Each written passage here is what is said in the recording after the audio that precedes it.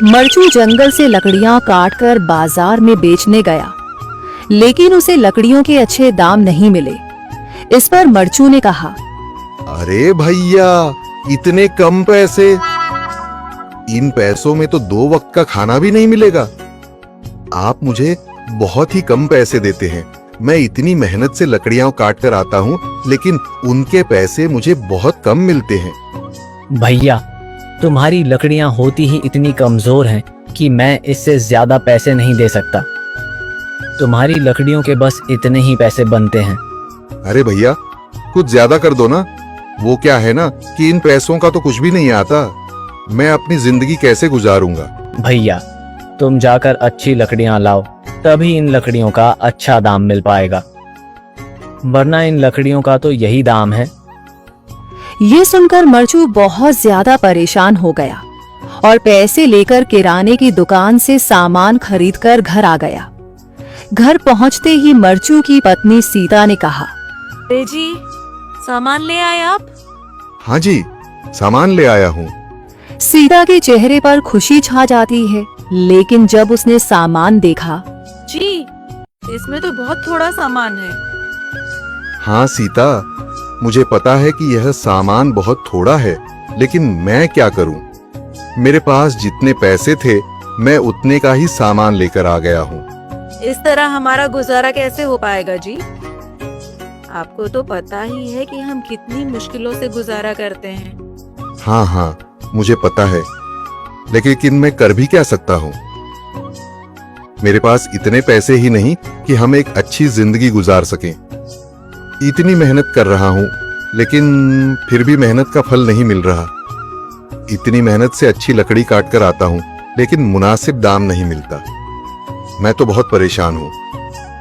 क्या करूँ? कहाँ जाऊँ? अरे जी, आप परेशान न हो, आप कोई और काम देख लें। मैंने कई बार काम तलाशने की कोशिश की, पर किसी ने भी मुझे काम नहीं दिया। ये सुनकर सीता भी काफी ज्यादा परेशान हो गई। मरचू से सीता की परेशानी नहीं देखी गई। उसने अपनी पत्नी सीता से कहा, मैं फिर से जंगल की ओर जा रहा हूँ। अरे जी, अभी मत जाइए ना, वैसे भी शाम हो रही है। आप कल चले जाइएगा, अभी मत जाइए। ठीक है, अगर तुम रोक रही हो तो मैं नहीं जाता। मैं कल चला जाऊंगा। इसके बाद मरचू गांव में घूमने के लिए चला गया। तभी उसे एक आदमी मिला और उसने कहा, कहाँ जा रहे हो भैया? और सुनाओ, क्या हाल चाल है? जिंदगी कैसे गुजर रही है? अरे भैया, तुम्हें तो पता है कि लकड़ियां काटकर कैसे गुजारा होता है। हाँ भैया, तुम सही कह रहे हो। और आसपास के जंगलों में अच्छी लकड़ियां भी नहीं है। इसके लिए तो जंगल के अंदर जाना पड़ेगा। पर जंगल के अंदर तो काफी सारे जंगली जानवर होंगे। मुझे बहुत डर लगता है भैया। मैं जंगल में कैसे जाऊंगा? हाँ भैया, जंगली जानवर तो होंगे, लेकिन अच्छी लकड़ियां तो वहीं से ही मिलेंगी। ये सुनकर मरचू बहुत ज्यादा परेशान हो गया, लेकिन वह आदमी बिल्कुल ठीक कह रहा था। जंगल के किनारे की सारी लकड़ियां कट चुकी थीं। अब सिर्फ जंगल के अंदर ही अच्छी लकड़ियां बची थीं।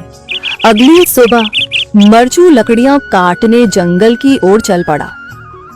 जंगल में आने के बाद मरचू ने कहा, अरे, यहाँ पर तो लकड़ियां ही नहीं हैं।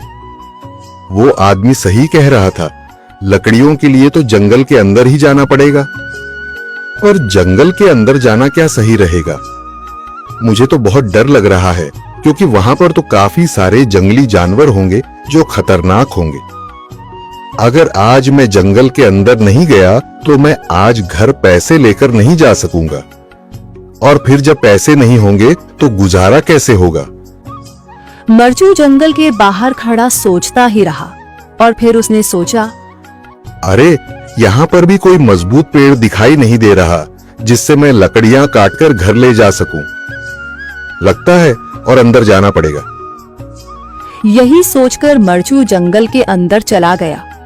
अंदर जाने के बाद उसने इधर उधर पेड़ देखे, पर उसे कोई भी अच्छा पेड़ दिखाई नहीं दिया। यह सोचकर मरचू जंगल के और अंदर चला आया।